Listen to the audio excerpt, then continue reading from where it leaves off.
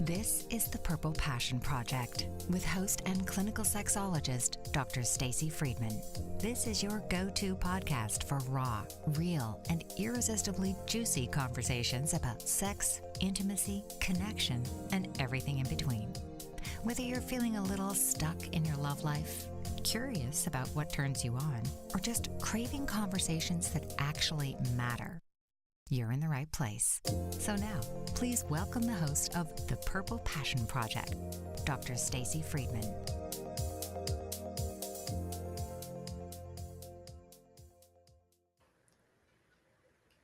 What do you get when you mix purple, passion, and permission to be your true self?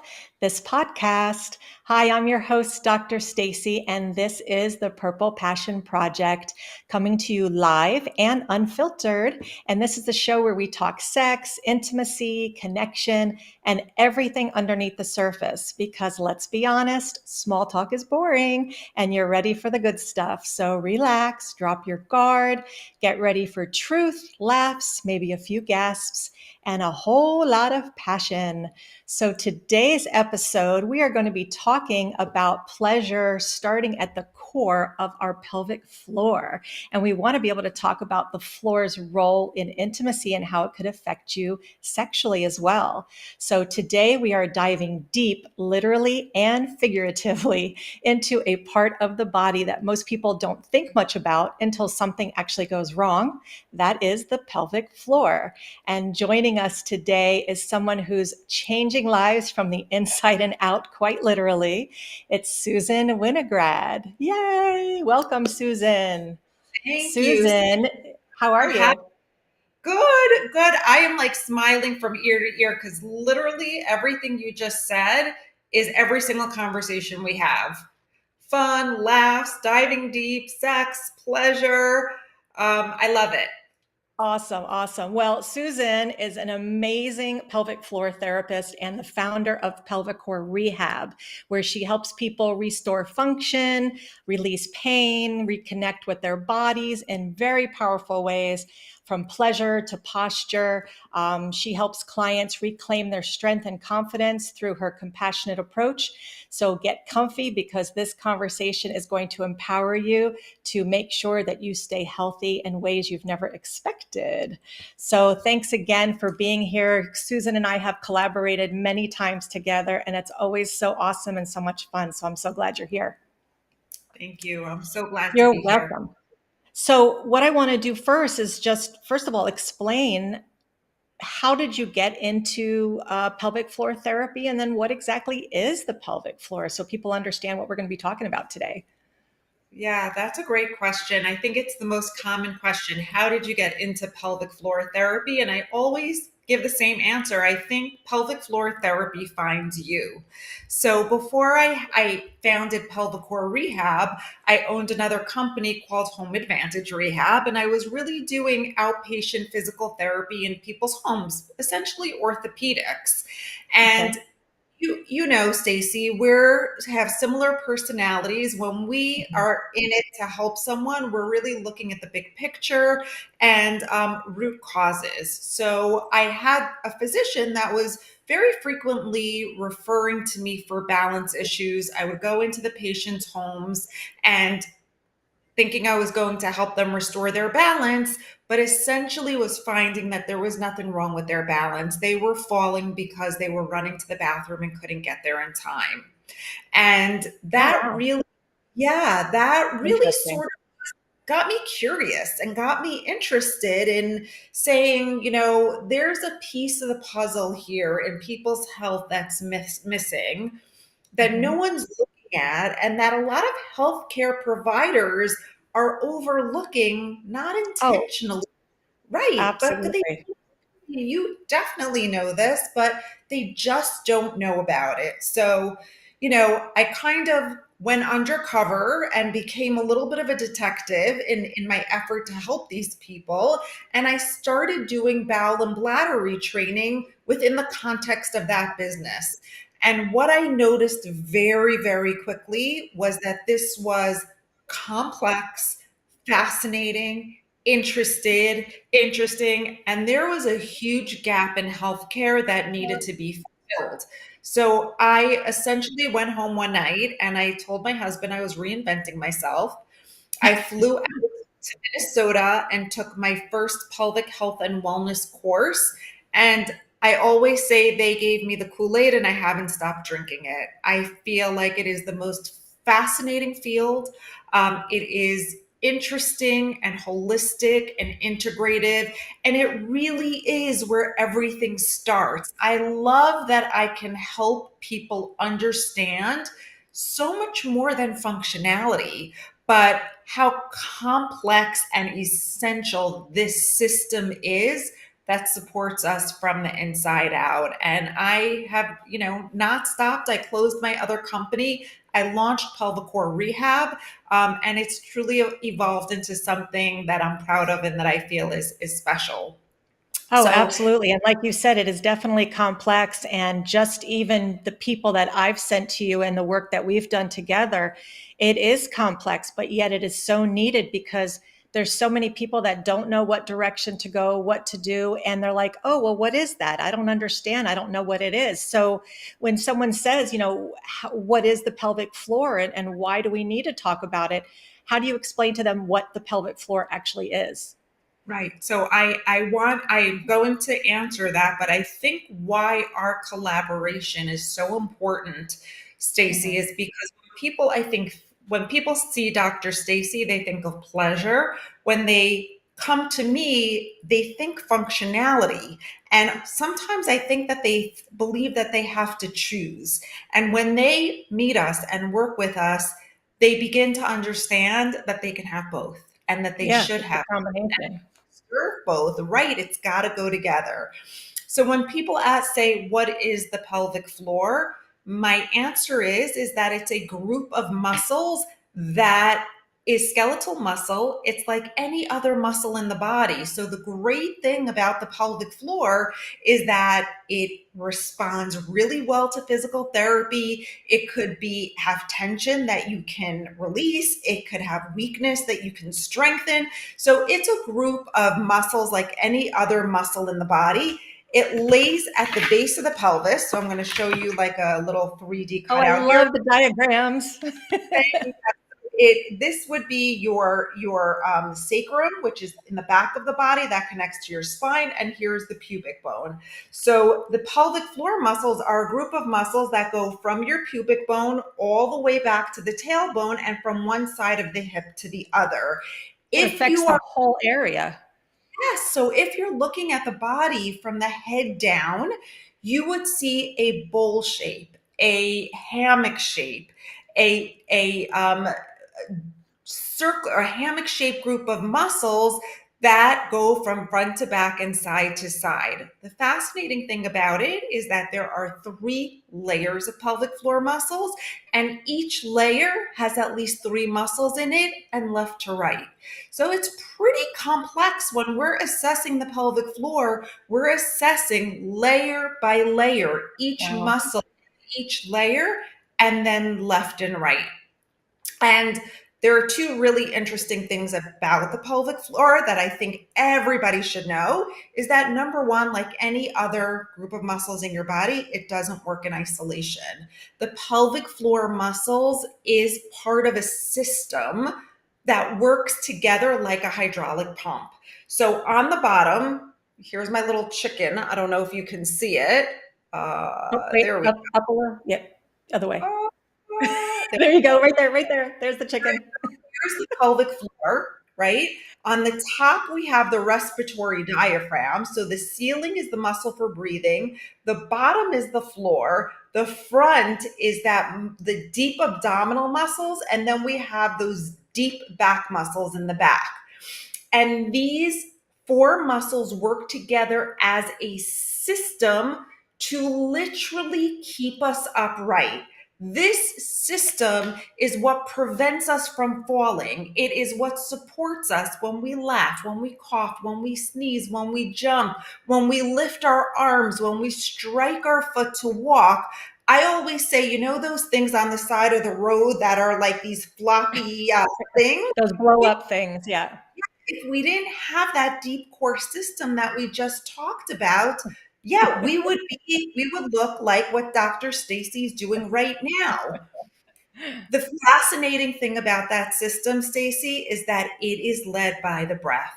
So with every breath we take, our lungs inflate, our diaphragm goes down, our Interesting. abdominal contents goes down with it, and our pelvic floor muscles lengthen, relax, and broaden, right?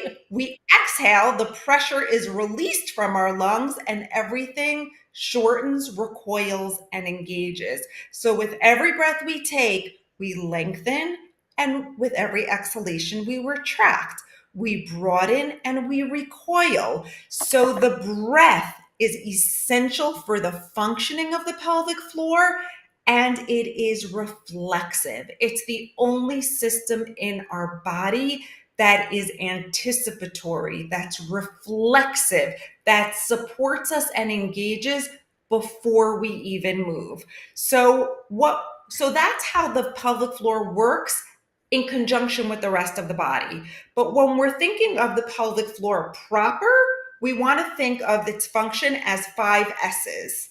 Okay, so there's a sphincteric component, right? Sphincteric means opening and closing. So we're not peeing and pooping all over the floor, right? That The helps. second one is sexual. So a lot of the pelvic floor muscles attach right to the top of the clitoris, right on top of the clitoris, right on top of the clitoral hood. So you can see this external, this first layer of pelvic floor muscles has a huge sexual component.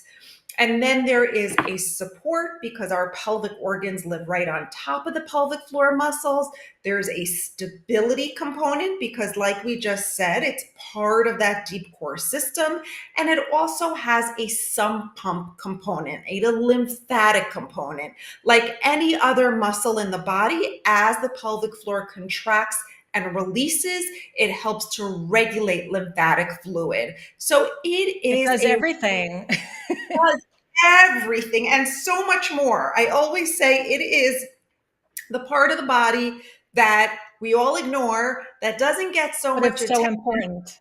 but does everything, right? Yeah, absolutely, absolutely. And like you said, you could see where not only it affects other parts of the body, but sexually, there is a component that if your pelvic floor is not right or too loose or too tight, it can affect sexual function. And do you feel that it's just a women's issue, or should men be concerned about pelvic floor health? I love that question because I think that was rhetorical for because you wanted people to have the information because in my practice we Right. treat Because we that is have definitely a question. Yeah. we need to understand that yes, men have pelvic floor issues just like women do, and actually the anatomy of the pelvic floor muscles in men is very, very similar to the anatomy of the pelvic floor in women, with the exception of the external genitalia, obviously, and then the pelvic organs. But men can have bowel, bladder, and sexual dysfunction just like women. And it happens all the time. And it Right. breaks my heart because a lot of times they are literally ping ponged from practitioner to practitioner before they find a pelvic floor specialist. And it was really the pelvic floor all along that was driving the dysfunction. Right. And a lot of the physicians are not aware that that is something to look into. And that's why, I know that I've worked with a couple men that I've, referred to you and everything. And that basically they're like, oh, well, we didn't have any idea that it was something that we can do or we can look into. And I do want to, talk about a little bit more on how people experience their pain or their problems in the next section. So, what we'll do is we'll just take a quick 2-minute break and then we'll listen to the words from our sponsors and we'll come back and we'll start getting a little bit more into detail on that because it's very, very interesting. So, we'll see you in 2. What if there were a super tiny device that could diagnose the brain and is smaller than a single human hair? What if you could see inside the brain to help an epilepsy patient during surgery or to help the fight against Parkinson's disease?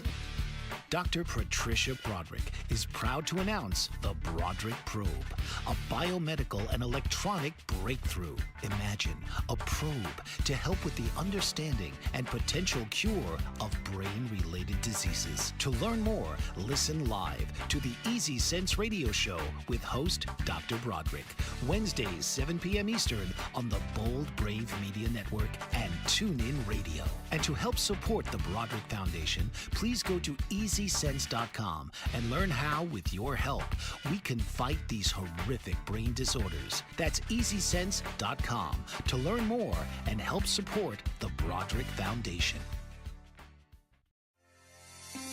Author, radio show host, and coach John M. Hawkins reveals strategies to help gain perspective, build confidence, find clarity, achieve goals. John M. Hawkins' new book, Coached to Greatness, Unlock Your Full Potential with Limitless Growth, published by iUniverse.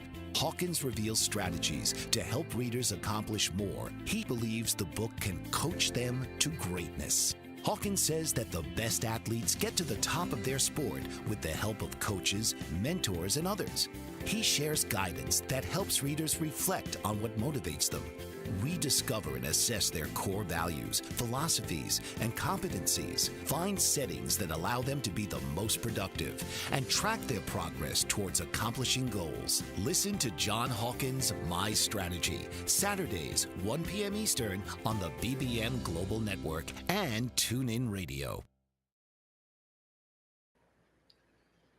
Hi, and we're back with Susan Winograd, an amazing pelvic floor therapist with pelvic floor rehab. And we were just talking before the break about how issues with the pelvis can be for men and women. And so we wanted to just see a little bit about understanding about how it can affect men. And you had mentioned something about possible like prostate issues. So do you want to just, talk about that a little bit? Yeah, so, what we see most often in our practice, and I think any pelvic floor therapist that helps men will agree, is that when a man has bowel bladder or sexual dysfunction or challenges in any of those areas, too often their healthcare provider will say it's prostatitis. Even if they've had biopsies or cultures and they're negative. Yeah, they're negative, but they have they'll be told they have prostatitis. They end up going on several rounds of antibiotics. They don't get better. And then, as you know, the longer pain lives on, the stronger those pain pathways they become, and they really develop into complex layers of pain. And these men really end up usually going from 7 to 10 doctors.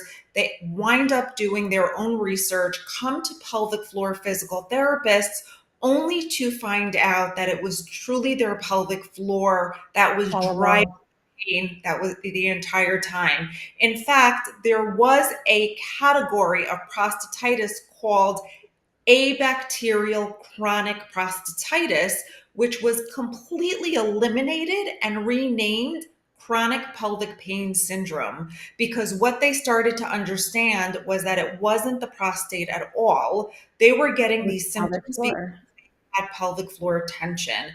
So I think it's really important, what you don't know, what you don't know. So I wish that all men would be aware that they have a pelvic floor, what the functions are, and if they're having any issues in any bowel, bladder, or sexual area, that they should know to advocate for themselves and say, hey, I think that there could it maybe be this with my pelvic floor. Can this be something that I look into? Because we can't advocate for ourselves when we don't know it exists. So I really want all men to know that they can present with bowel, bladder, and sexual dysfunction, just like women. It could be their prostate, but it isn't always. And we have to look at the big picture for them as well. No, it's great information. So hopefully if we get some men seeing this, they'll know that there is another avenue if they're not able to get the support they need from all of the people that they've checked, all the doctors they've been to. And so you were talking about pain. And I know that a lot of women experience pain during sex. And I know from my own story, I had pain for 6 years after childbirth. And I did go through physical floor therapy and I went through all these other things. And for me personally, it was issues with nerve endings and things like that. And I wound up finally having surgery after 6 years and was able to get better. But I did experience the pelvic floor therapy, and there's a lot to it. And there's a lot of people that get support from that. So how is the pelvic floor involved when you're dealing with, let's say, vaginal pain? Because I Yeah. know that I've sent you people, so maybe explain to everybody how it's involved.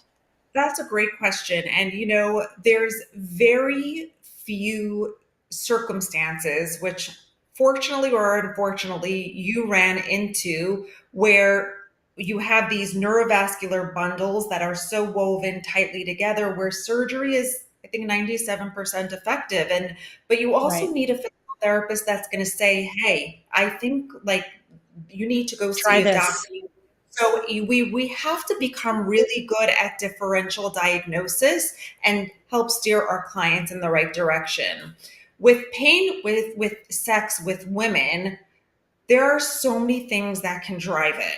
What I find very commonly is that either women have pain with initial penetration or with Right. deeper thrusting. And what we need to look at is what muscles are involved with pain with penetration. Is there any scar tissue that maybe they had some tearing from when they had went through childbirth? Did they have an episiotomy? Did they have an That's episiotomy that yes, caused tear, tearing and yeah. didn't heal properly? And we have to kind of look at the big picture and put the puzzle Right. pieces together. So that's one thing. We want to look at pelvic floor tension patterns. We want to look at scar tissue, but we also want to look at what's going on with the person hormonally, right? So the vaginal tissues, the urethra are very, very estrogen dependent. So Right. when we're dealing with a woman, let's say who's in perimenopause or in even menopause, and they're losing estrogen, or even postpartum, where we have these wild fluctuations in hormones, women can have dryness, irritation, Yeah. that can cause pain with sex. And then we also want to look at trauma.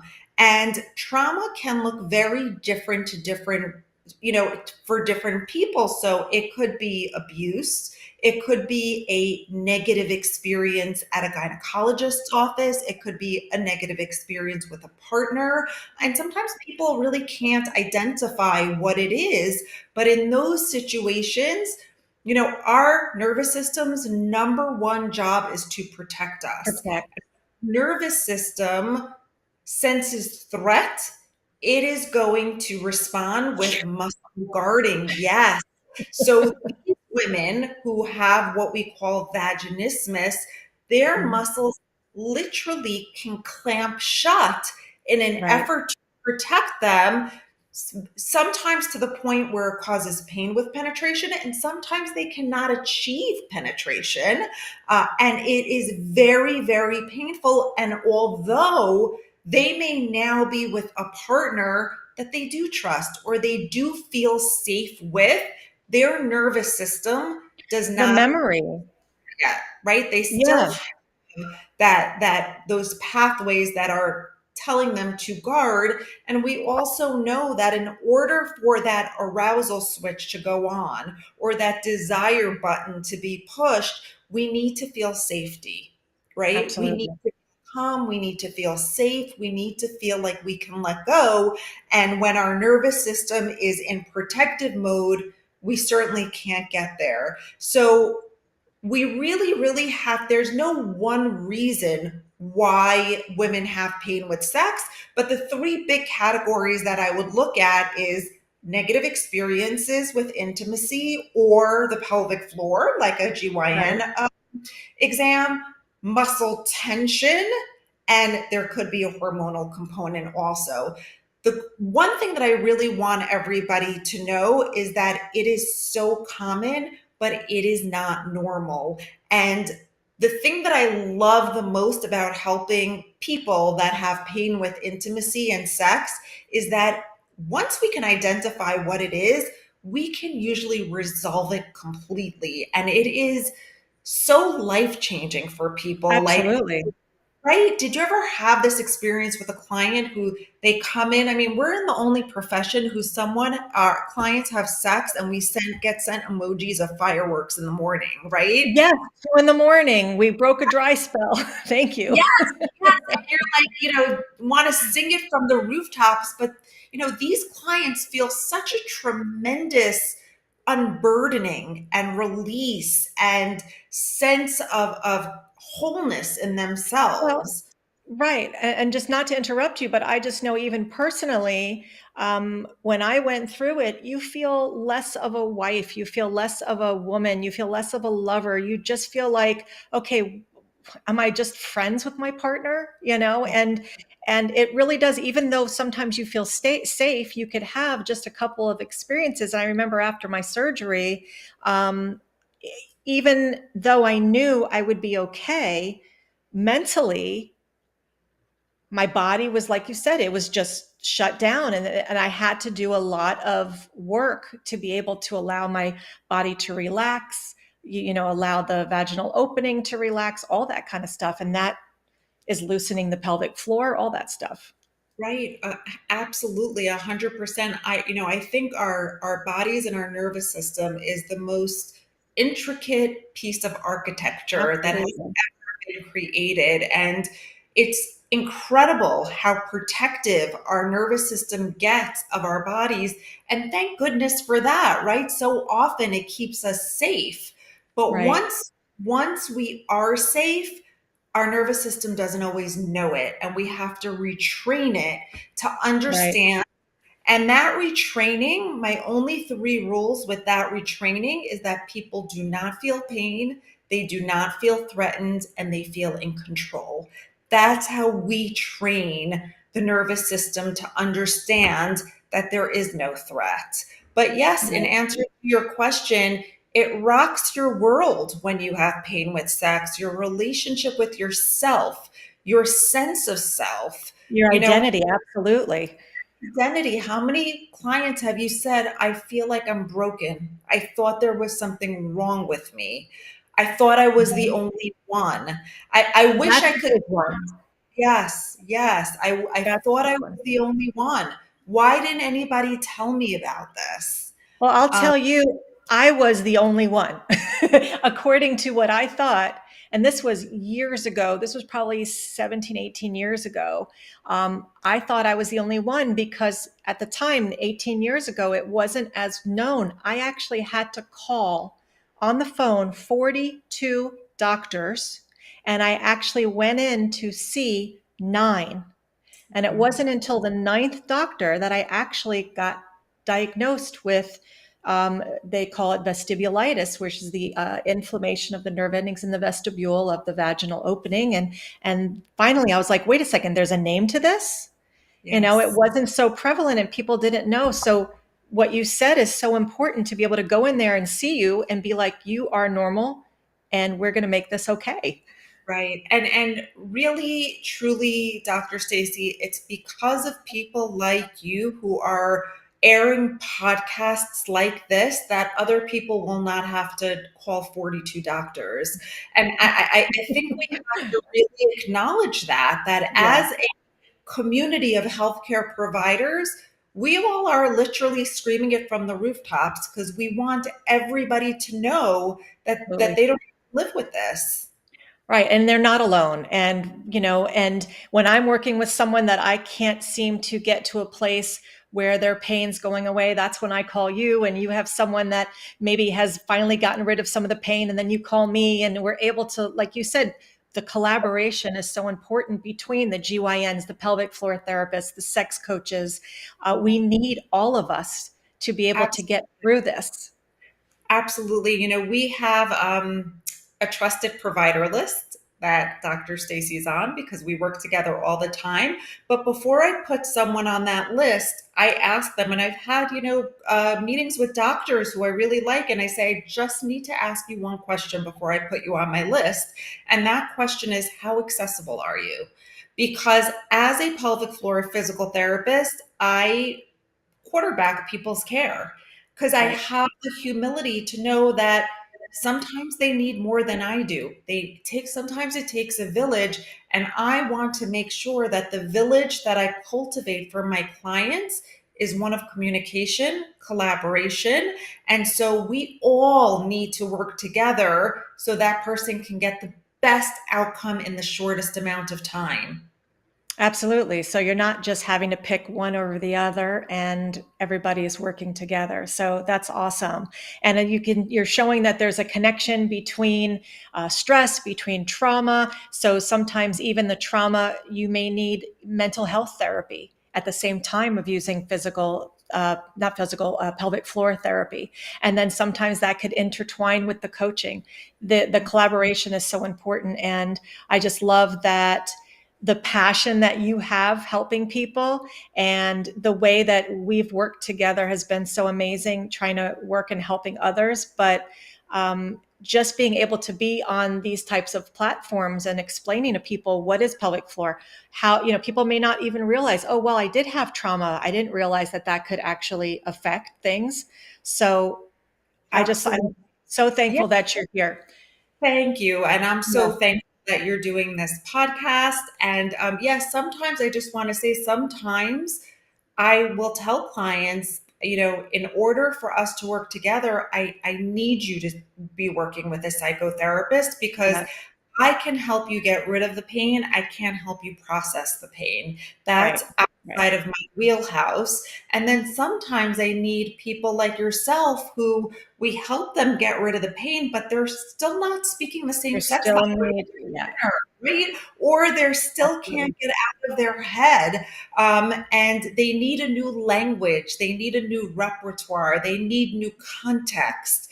And that's where you come in so magnificently. So, instead of thinking it's got to be like one person who does everything, I think clients should be saying, thank God there are different people for Right. different. Thank God we're working with others to help out. So that's awesome. But we're going to take another quick 2-minute break for our sponsors, and then we'll come back and talk a little bit more with Susan. Thank you. Did you know that your beliefs create your entire reality, but it's the subconscious beliefs that do most of the creating? Belief shifter and life coach Shiraz can help you identify those limiting beliefs and eliminate them, often in a single session. Like, it was almost instant. Like, I had relief right away. Creating better health, relationships, careers, and finances. Let Shiraz help you step out of safety and into awareness. Definitely something's happening.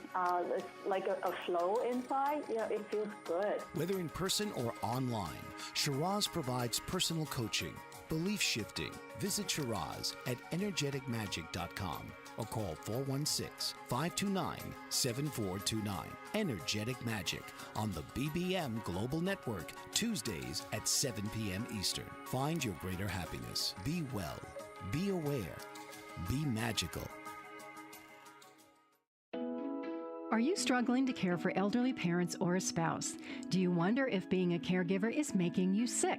Are you worried about taking time off work to care for elderly parents and balance work, life, and caregiving?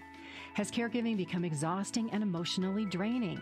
Are you an aging adult who wants to remain independent, but you're not sure how? I'm Pamela D. Wilson. Join me for the Caring Generation radio show for caregivers and aging adults, Wednesday evenings, 6 Pacific, 7 Mountain, 8 Central, and 9 Eastern, where I answer these questions and share tips for managing stress, family relationships, health, well-being, and more. Podcasts and transcripts of the Caring Generation are on my website, PamelaDWilson.com, plus my caregiving library, online caregiver support programs, and programs for corporations interested in supporting working caregivers. Help, hope, and support for caregivers is here on the Caring Generation and PamelaDWilson.com.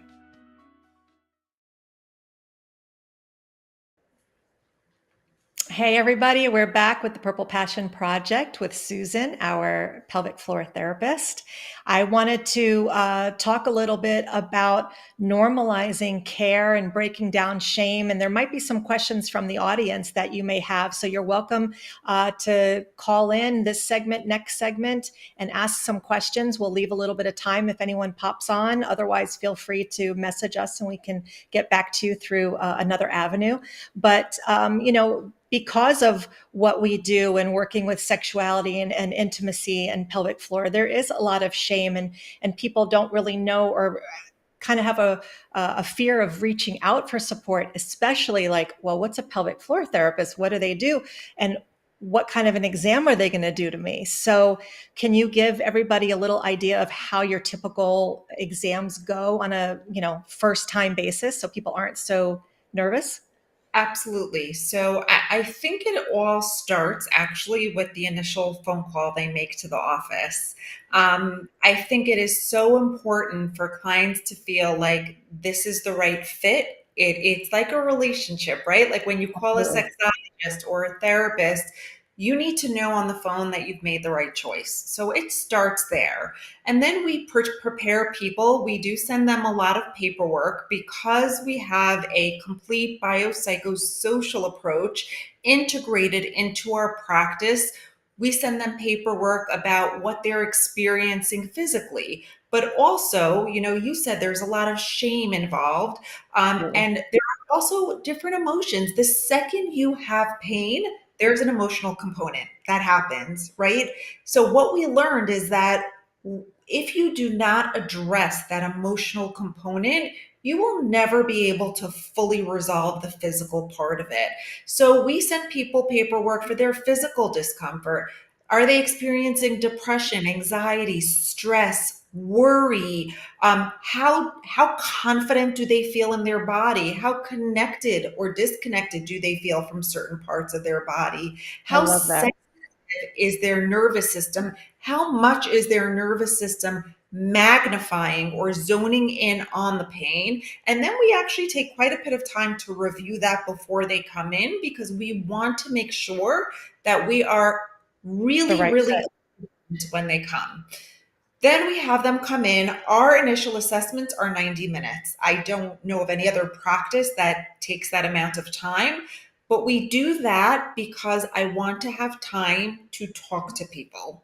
I don't want to be rushed with the physical assessment. I want Oh, to you sit learn down. a lot.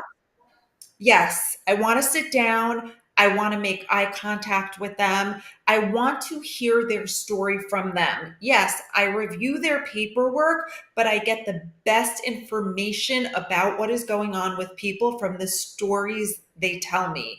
And, if we had another hour, I could go into several stories from clients about how their paperwork reflected one thing, but once I started talking to them, there were so many more layers that were revealed that helped me to help them. So I talk to them on that first session. We do a ton of education because we all know, I think people come to me with this assumption that if they're having pain with sex or difficulty achieving orgasm or penetration, that we're going to do something physical and it's all going to be better because I'm a physical therapist. But we all know that sexual appreciation is just as much in our heads as it is in our bodies. So we do a ton of education on arousal, desire, spontaneous desire, responsive desire. Should they be having sex with their partner if they're in pain? What positions may be helpful? I mean, that We give helps normalize right away what they're feeling or thinking is to just have that education. That's great. Absolutely. We talk about foreplay, how to have foreplay, what kind of foreplay, how much time should I spend on foreplay? We talk about lubricants and moisturizers because I really want people to understand the big picture. So once we've really gotten, through that story and now they feel like they're armed with a ton of education, then we go into the physical assessment, which is head to toe. Because if you remember, we said that the pelvic Right. floor works as a coordinated system with the With diaphragm and everything the else. back muscles. So we look at people's alignment. We look at their rib cage. We look at the muscles between their ribs. What's their breathing pattern like? How are they managing pressure in their systems? We ask them about their bladder and their bowels. And then we have them lie down. We do a full external exam. So And we by literally that time, they're comfortable because you know their whole life story by then. feel safe. They're ready. They're ready and Put it excited and in. motivated get to get this process started, and we Right. are trained to do both internal vaginal and internal rectal exams. We always make sure that the client feels safe. We make sure they know that this is not a gynecological exam. It should not be painful. They are in control and they can tell us at any point that they do not want to do the internal exam, but it really does give us a lot of information Absolutely.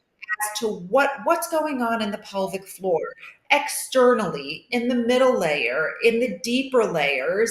And then we gather that information. We sit back down with them. I leave the room. I say, put everything back on. When you're done getting dressed, open the door. I come in, I sit down with them again, and I say, okay, this is what I'm seeing. These are all the findings. This is how we're going to put the pieces of the puzzle together. At this point, they understand what average pelvic floor function should be like. They understand what's going on with them, and I've completely explained to them what I think we will need to do in order to get them back to where they want to be. And then we have question and answers. So it's Right. So they really can make an educated decision as to how do we move forward, things like yeah, that. it's really an incredible learning experience for everybody, both educationally about anatomy and physiology, but also about their own bodies. Many times I take a mirror and I'm like, this external genitalia. This is your first layer of pelvic floor muscles. This is your labia majora. This is your labia minora. This is your clitoris, the clitoral hood. We have I do education about the clitoris, about how the clitoris is so much bigger of I got a an purple one. oh, I'm shocked that you got a purple one, but about how the clitoris is so much bigger of an organ than we think it And we is. think, right. Yeah. So, they definitely empowered, and they leave that very first visit armed with strategies to start their healing. And then, we basically cultivate a plan of care that they are very much a part of. And they do great. People that are ready and want to get better do great. No, that's awesome because the education, I mean, that's not something that we learn. We learn about anatomy and physiology in school, but we don't learn about the intricacies of that. And I know just even with me, I work with women that are in their 40s and 50s that have never understood what a clitoris was or where it was. And they were thinking it's inside. And I have a pillow that shows a little pearl on the outside saying that this is the clitoris. Oh, I didn't even realize. And so people just don't know their bodies enough. So the fact that you spend that time to educate is amazing. And, there's just so much to it. There's just learning, even learning how to breathe properly, because you said that the diaphragm affects things, your posture, your core strength, all that kind of stuff affects the pelvic health as well. I think it was you. You were an expert at my event called Ask the Experts. And I think one of my previous clients, I'm pretty sure it was your event, raised her hand at the end of the event and said, I came to Susan, I was having pain with sex, and she got me better. And I told all my friends about it. And people would say, well, what did she do to make you better? And my client said, I don't know. She told me to breathe, and I breathed, and it got better. Everybody started laughing. I mean, It was a little more right. involved than that, but the breath is a foundational component of pelvic health, and Right. we should never underestimate the power of the breath because it can affect every system in the body. Absolutely. And it affects people that are trying to have orgasms too. And one of the things, just even the education part, is understanding where your clitoris is. People Yeah. will be like, okay, well, I didn't realize it. And I would say something about, people having orgasms that's only 20% maybe of women will have orgasms through intercourse. And they can finally be like, oh my God, I can breathe. I can feel normal. And so then all of a sudden they can relax through their experience, and their respiratory function is much better because they're not feeling so much pressure, and they're able to have a healthier sexual Yeah. experience and a healthier orgasm. Yeah. I had a couple of years ago, I had a 55-year-old woman who came to my practice and she said, I just came to see what's wrong with me. And I said, okay. And we started just going through the process that I just told you. I got her history. Her major complaint was that she had never orgasmed with a partner. And as we started going through the education, I said, well, about 85% of women need clitoral stimulation in order to climax. She looked at me and she's like, get out, get out. She was like, I just why don't know. tell me that? And it turns out her pelvic floor was fine. She was healthy. She just had very No poor family idea. education. She had no idea how to advocate for herself, how to communicate with her partner, and had no idea how her body worked. And Right. I want to say she left super happy, but I think she was more sad to really finally realize, like, She oh had my no God, idea. 55 years old and Yeah. I've lived my whole life not knowing how to have pleasure from basic anatomy. Well, I Um, think that we're so censored nowadays in this world, that the podcasts are so helpful, the education, all these kind of things, because we're not able to learn this when we're in high school. And even, when you're trying to go into regular therapy, they don't always teach them about the sexual aspect of things and the pelvic floor aspect of things. And so it's important just to be able to find that education to really have positive relationships. Right, absolutely. And different modes of education, right? So Yeah. there's great books now that are out, podcasts, Right. even social media and YouTube. You've got to be careful to make sure you're going to a reliable and expert-led platforms. Right. But when you are on an expert-led platform like what we are on right now with you leading it, you can learn so much. But you have to be interested and you have to like seek that knowledge.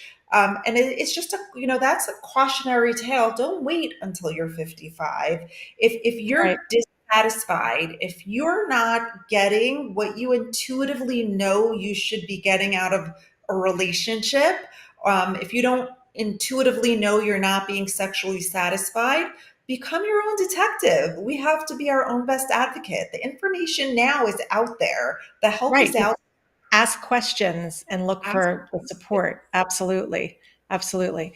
So we're going to just take another 2-minute break, and we'll be back soon, and we'll get to find out exactly where we could find you and find out some fun activities that you can maybe give us some ideas of what we can do with our pelvis to get very, very good pelvic health.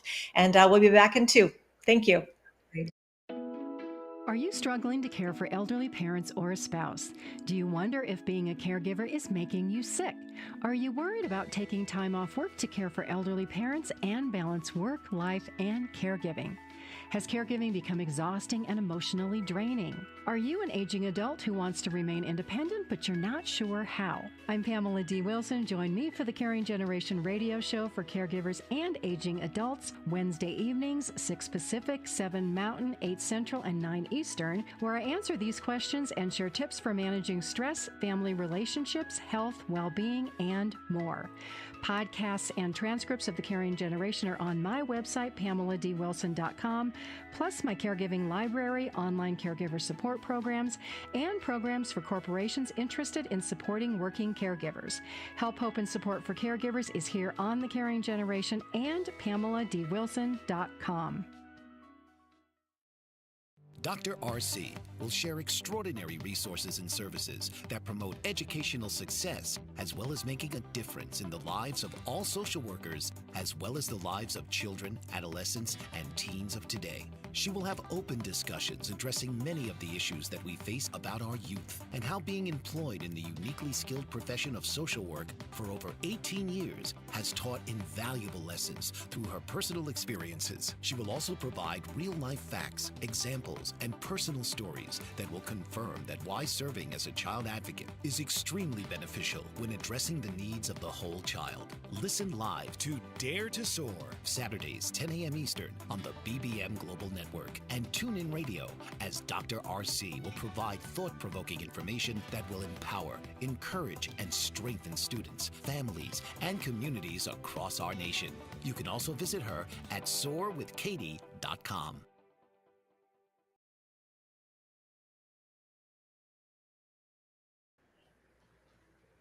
Welcome back to the Purple Passion Project. Hi, Susan. We are wanting to talk a little bit more about the pelvic floor and maybe get some ideas of some tools or takeaways.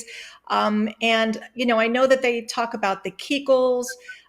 Give us some ideas of some simple exercises or simple things that we can do. Are Kegels something that we should be doing? And if so, what do we do with them? How do we do them? And give us some other great ideas for people to help their pelvic floor. That's a great question. So what I always say is people always want to know to Kegel or not to Kegel. That's the question. And I always say, I don't know. I have to evaluate your pelvic floor. Kegels are great for some people that have weakness. When you have pelvic floor weakness, you may have a harder time achieving that great orgasm that you people dream about, because the muscles just can't contract as well. You can't get as much blood flow in. And Kegels are great for those people. But when we think about Kegels, we also have to be very individualized. We want to give a fit prescription. We want to talk about function, intensity, interval, timing. So our Kegels are our Kegel programs are very specific to the person. Number So we one, don't all just sit here and go like this all day. we want to make sure that we don't do that, because they actually did a study on several hundred women and found that 80% of women did Kegels incorrectly. Because if Wow. you open and close, you may not be working through all three layers of the pelvic floor. We want to think of a close and lift.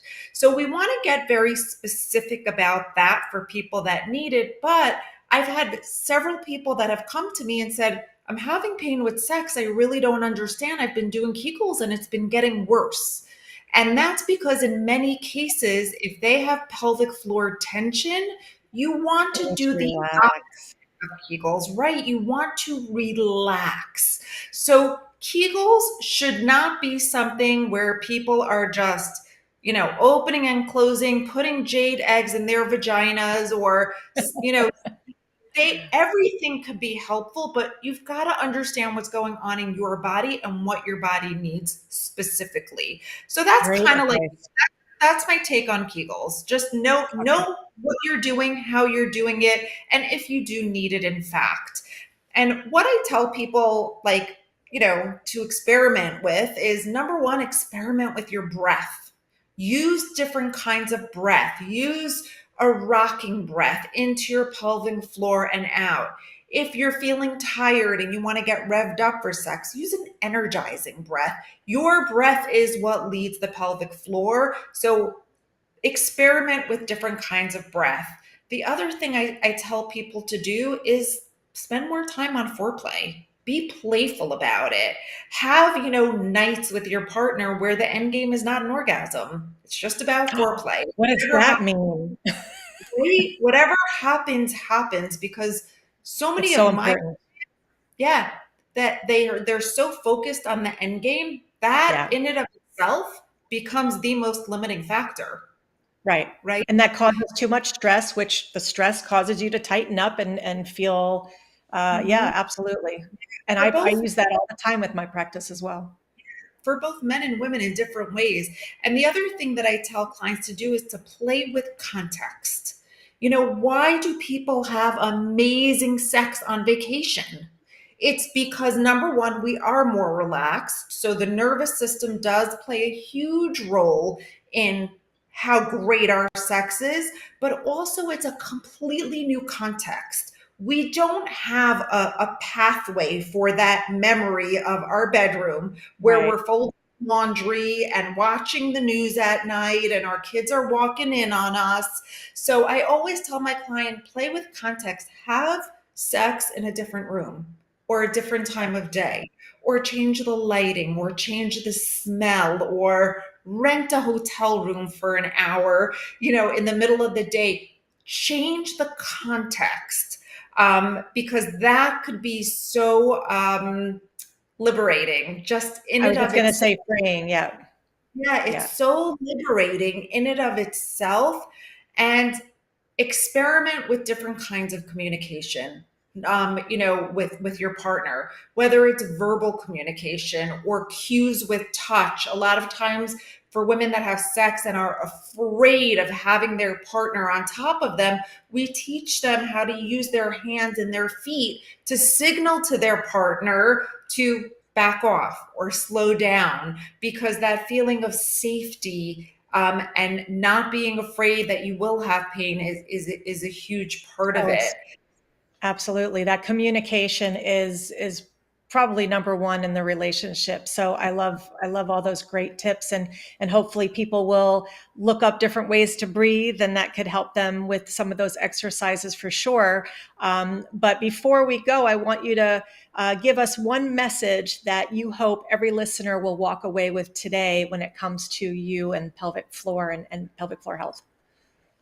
I would definitely say my one message is that just because people have pain does not mean it's normal. It's common, but it's not normal. And you don't have to choose between functionality and pleasure. You can absolutely have Love that. both at the time. Yes, and be your own advocate if your doctors are not. Be your own advocate and Yeah, get help if you help. need it out there, and you deserve it. I love that. Absolutely. And I'm glad that I took that on myself and I didn't need someone to tell me, but many people need someone to tell them. And that's a great information for everybody. So why don't you just give everybody a little idea of how we can find you if people need some support, and how they can find you on social media? Of course, I know that all my links will be in the notes, Yep. but basically, if you Google my name, Susan Winograd, it'll come up. Our website is pelvicorrehab.com. Our Instagram handle is at Pelvicore Rehab and Wellness. And we also have a very robust YouTube channel called Pelvicore Rehab Plus, where we have tons of educational videos. We offer 15-minute free discovery calls. I Right. want people's questions to be answered. So we're out there. If you still don't know how to find me, just ask Dr. Stacy and she'll direct you our way. Absolutely. Absolutely. Thank you so much for joining us today. Your wisdom, your warmth, your no nonsense truth is exactly what we need to understand the pelvic floor. To our listeners, if something felt like it hit home today, don't ignore it. You deserve to feel good in your body. As Susan says, you deserve pleasure, you deserve connection, and a healthy pelvic floor. You can find Susan, as she said, everything at Pelvicore Rehab. Check the show notes for the links. And as always, I am Dr. Stacy, reminding you your body is not broken, your needs are not too much, and your pleasure is not optional. It's essential for a healthy state of mind and a healthier sex life. See you next time on the Purple Passion Project. Thanks again, Susan. Thank you so much. This has been the Purple Passion Project with host Dr. Stacy Friedman. Tune in each week as Dr. Stacy breaks down walls, busting myths, and gives you permission to want more, with no shame, no filters, and definitely no small talk. Mondays, 7 p.m. Eastern on the Bold Brave TV network. Powered by B2 Studios.